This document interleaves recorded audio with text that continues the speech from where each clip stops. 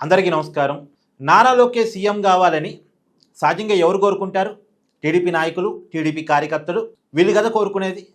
కానీ వీళ్ళకంటే ఎక్కువగా వైసీపీ కోరుకుంటున్నట్టుగా కనిపిస్తూ ఉంది. ఈరోజు వైజాగ్లో వైసీపీ కాపు నాయకుల సమావేశం జరిగింది, బ్రేక్ఫాస్ట్ మీటింగ్.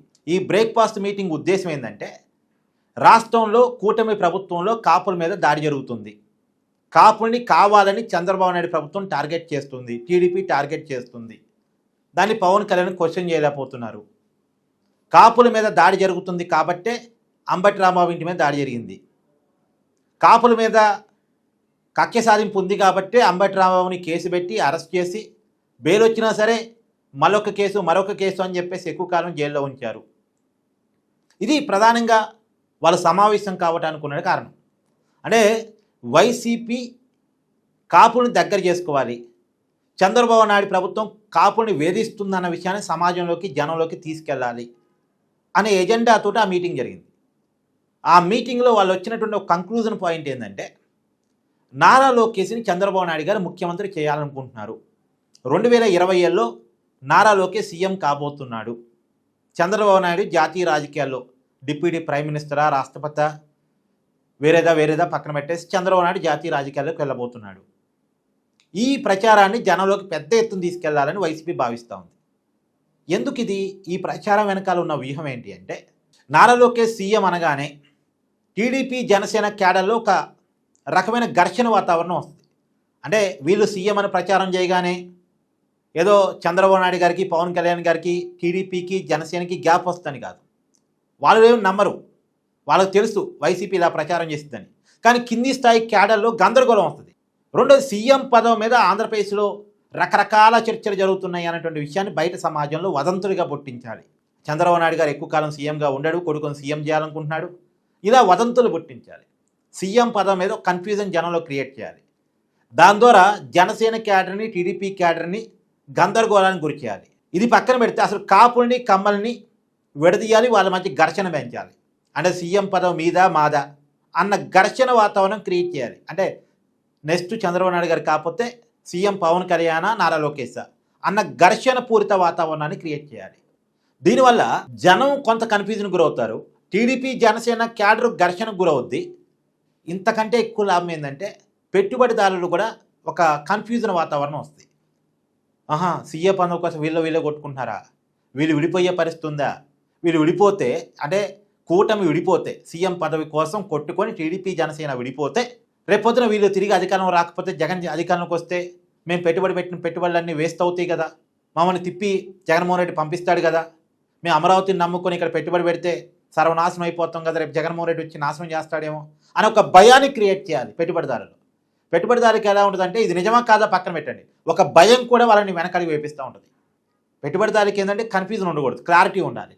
అంటే ఒక పాజిటివ్ వాతావరణం ఉండాలి. అస్సలు నెగిటివ్ అన్నదాన్ని పెట్టుబడిదారుడు ఇష్టపడ్డు. నెగిటివ్ అనే ఒక చిన్న అనుమానం ఉన్నా సరే పెట్టుబడి పెట్టడానికి వెనకాడతాడు. ఈ కన్ఫ్యూజన్ వాతావరణాన్ని క్రియేట్ చేయాలి, ఒక చిన్న అనుమానాన్ని క్రియేట్ చేయాలి. దాని ద్వారా రాష్ట్రానికి వచ్చే పెట్టుబడులు అడ్డుకోవచ్చు, అమరావతి నిర్మాణాన్ని అడ్డుకోవచ్చు, అమరావతి బ్రాండింగ్ని అడ్డుకోవచ్చు, అమరావతికి వచ్చేటువంటి ఇంటర్నేషనల్ పెట్టుబడిని ప్రధానంగా అడ్డుకోవచ్చు. ఇది వైసీపీకి ఉన్న గేమ్ ప్లాన్. చాలా ప్లాన్ ఉంది, చాలా పెద్ద ప్లానే.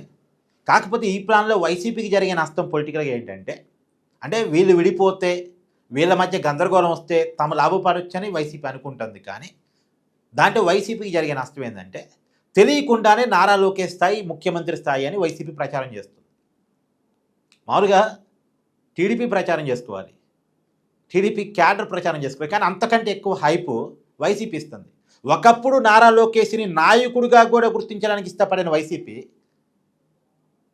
ఇప్పుడు అతను ముఖ్యమంత్రి చేయబోతున్నారని ప్రచారం చేయడం ద్వారా అతని స్థాయి ముఖ్యమంత్రి పదవి అని వైసీపీ ఇండైరెక్ట్గా ఒప్పుకుంటుంది. చూసారా ఎంత రాజకీయాలు ఆసక్తిగా ఉంటాయో. ఒకప్పుడు అసలు నారా లోకేష్ ఏంది, ఆ నాయకుడా, ఆయన యొక్క నాయకుడు, అసలు ఎవరైనా గెలిచాడు ఎమ్మెల్యేగా, కనీసం ప్రజలు 10 మంది ఓట్టేస్తారు ఆయన చూస్తే. చంద్రబాబు నాయుడు కొడుకు కాకపోతే నారా లోకేష్ ఎవరబ్బా అని వైసీపీ అనేవాళ్ళు, ఇంకా రకరకాలుగా అనేవాళ్ళు. అవన్నీ నేను మాట్లాడకపోతే ఇబ్బంది కదా. కానీ ఇవాళ నారా లోకేష్ ముఖ్యమంత్రి అని వైసీపీ ప్రచారం చేయాల్సి రావటం అంటే వారు రాజకీయ అవసరం కోసం ప్రచారం చేస్తున్నప్పుడు కూడా అలా ప్రచారం చేయాల్సి రావటం వైసీపీ దురదృష్టకరమేమో. కానీ నారా లోకేష్ నాయకత్వం పట్ల వైసీపీ కొంత భయపడుతుంది. కూటమి ఐక్యంగా ఉండటం పట్ల అంతకంటే ఎక్కువ భయపడుతుంది.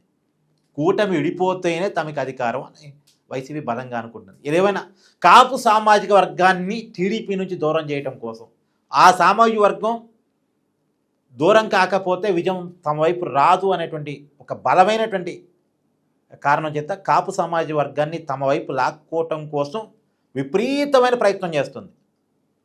మరి ఆ ప్రయత్నం ఎంతవరకు వర్కౌట్ అవుతుందో చూడాలి. మరి చూడండి, ఇంకో విషయం ఏంటంటే ఇవాళ సమావేశమైన కాపు నాయకుల్లో ఎక్కువ మంది వైసీపీ అధికారంలో ఉన్నప్పుడు పవన్ కళ్యాణ్ని టార్గెట్ చేసిన వాళ్ళే. మరి నిజానికి వాళ్ళకి కాపు సామాజిక వర్గం మీద ప్రేమ ఉంటే వాళ్ళ సామాజిక వర్గానికి చెందిన పవన్ కళ్యాణ్ని కావాలని ఎందుకు టార్గెట్ చేశారు? పవన్ కళ్యాణ్ని టార్గెట్ చేస్తున్నప్పుడు, చిరంజీవిని అవమానిస్తున్నప్పుడు, వాళ్ళ కుటుంబ సభ్యులను అవమానిస్తున్నప్పుడు ఎప్పుడు కూడా ఈ నాయకులు నోళ్ళు ఎందుకు మెదపలేదు? ఇది కాపు సామాజిక వర్గం ఆలోచించుకుంటుందిగా, కాపు సంఘాలు ఆలోచించుకుంటాయిగా. ఇది రాజకీయం కోసం చేస్తున్నారు తప్ప దీంట్లో నిజం లేదా అనేది. సో మీ అభిప్రాయాన్ని కూడా కామెంట్ చేయండి. Thank you.